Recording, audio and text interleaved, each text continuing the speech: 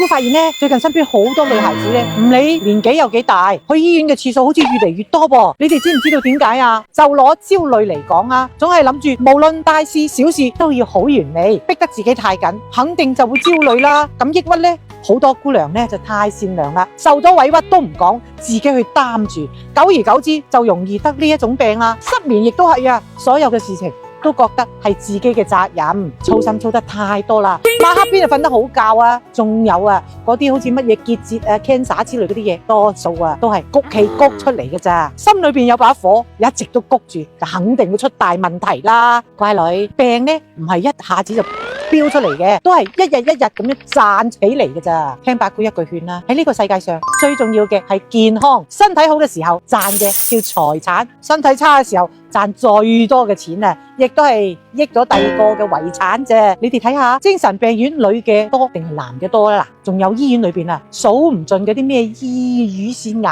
啊、子宮癌嗰啲女人啊，唔好再傻啦！老公公婆對你好唔好嘅事呢，同自己條命比，即係小事嚟嘅啫。人生係自己嘅，只有自己先能保護好自己。反過嚟呢，能將自己傷到最深嗰個呢，亦都係我哋自己咋。姑娘們，我哋啊要好好咁愛惜自己啊！健康係父母俾我哋最大嘅財富，我哋啊唔可以啊失咗佢噶。記住八姑嘅說話啦，唔好再自己揾氣受啦，要開開心心咁過好每一日。如果覺得有道理嘅話，記得點讚收藏起身，轉發俾身邊你最親嘅女孩子們，唔好俾佢哋啊成日都愁眉苦面，瞓唔着覺啦。